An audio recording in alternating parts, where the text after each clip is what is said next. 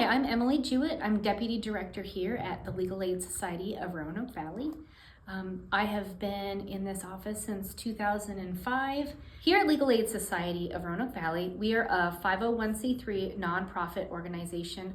Our mission is to serve the most critical needs of low-income residents of the Roanoke Valley.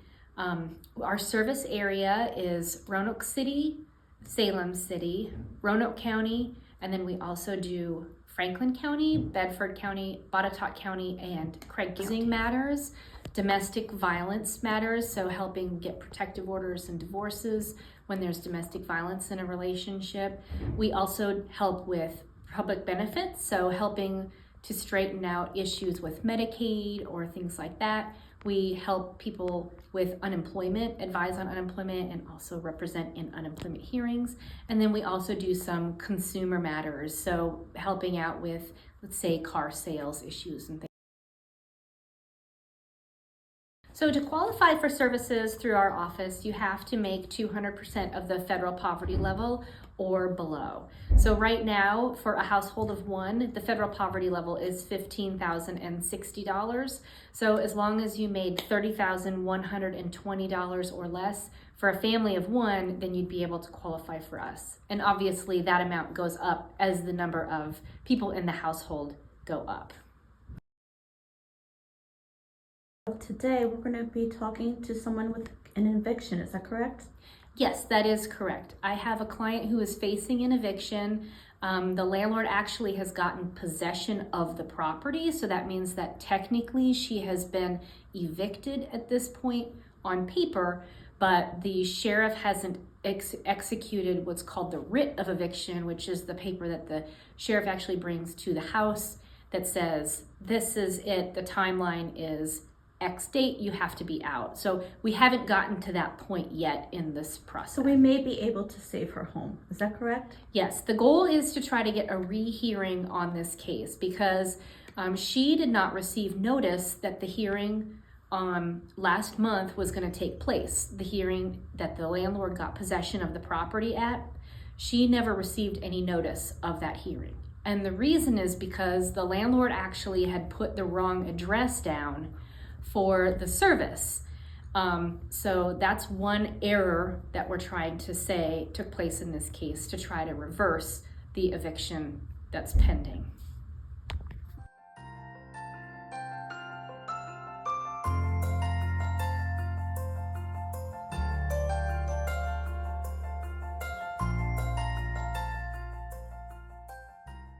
We're here on your client, Ms. Robinson's motion to reopen, and I'm gonna... And she was unaware of this. So she had contacted our office, and eventually we found the case because I was looking up under her name as it was spelled, and I couldn't find it. And then we found this one, and she said she never received any notice.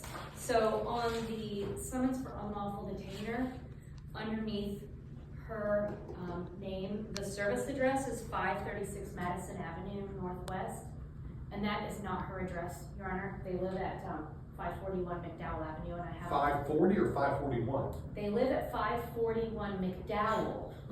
And so the service address was 536 Madison, and the property they actually asked is 540. 540 Madison, not McDowell, Your Honor. Okay. Like none of that is correct. And so I'm gonna grant your motion. Okay. Are you moving? We're gonna have to dismiss the unlawful detainer. Yes, Your Honor. And you're, are you with Real Star? Yes, sir. The agent? Okay. Who is Orlando Reynolds? We are the managing agent for Orlando's Rentals. We're with Real Star Realtors. Well, here's the other problem. It says the lease is with Orlando Smith. Doesn't say anything about Orlando Rentals. So I'm going to have to dismiss the unlawful detainer. Highly recommend you might want to get with your lawyers to work on this. And you want the unlawful detainer dismissed? Yes, Your Honor. Okay. I'm gonna grant your motion to reopen. I'm gonna then dismiss the unlawful detainer. Okay, thank you, Your Honor.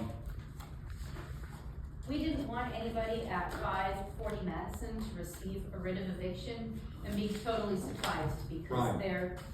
there's no connection to Miss Robinson and her family. Okay.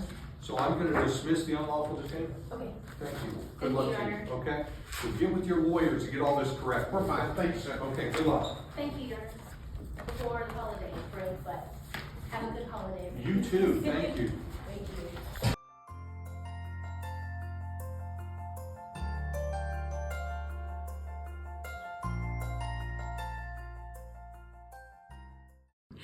What would be the impact to residents here in Roanoke County if they didn't have legal aid as an option?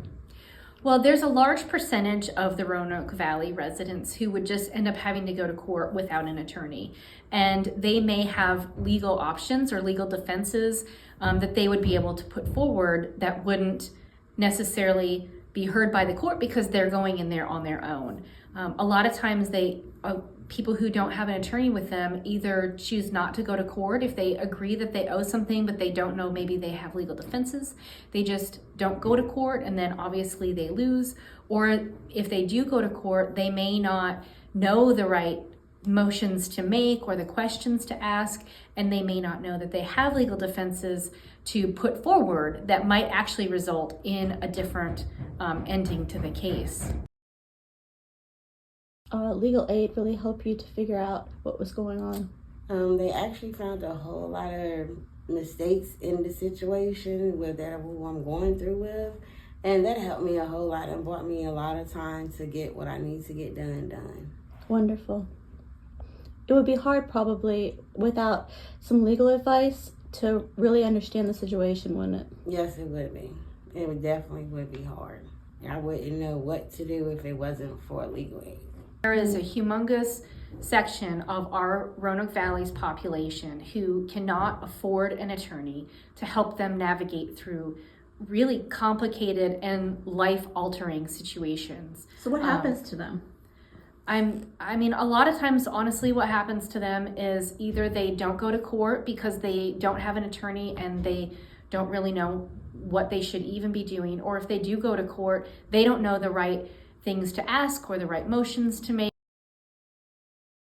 What do you think happens to people who do not have representation in court? So we actually know there's really solid statistical evidence that shows that you just don't do as well. It's very cut and dry. Having an attorney improves the outcome. In your opinion, do you think that people do better going to court on their own or with representation such as legal aid? I feel like people go to court better with representation with legal aid than going by themselves. The judge looks straight through you, don't see you, don't pay attention to you. If you go by yourself, you just there. They're not going to pay attention or listen. But if you go with a lawyer or legal aid, you're going to get results. Yes. Hunter, could you tell me a little bit about how someone would even know that legal aid exists? So I think a lot of our clients are either receiving knowledge about legal aid through other social services that they're connected to, or they may have someone else in their life in relation to them who's worked with legal aid in the past. And so there's a lot of times when clients tell me that, a brother told me to call legal aid, my aunt told me, my neighbor mentioned this. So word of mouth. A lot of word of mouth. There's also a lot of public events that we try to engage in. We will go and table at various opportunities that exist in the community where we feel that there would be a lot of clients who would qualify for legal aid. We will go out and table and just simply make it known what it is that we do, and make ourselves available and raise greater awareness.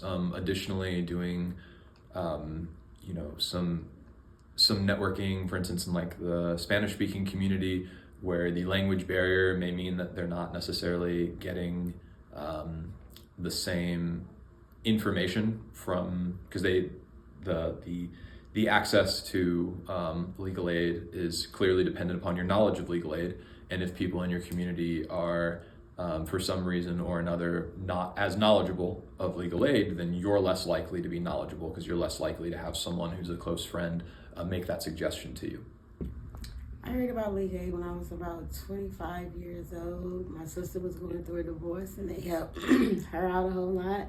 And I know of other people that Legal Aid have helped out a whole lot and it was a good favor that they went to Legal Aid. So Legal Aid is something good that if you need any legal advice with anything, call on Legal Aid, they will help.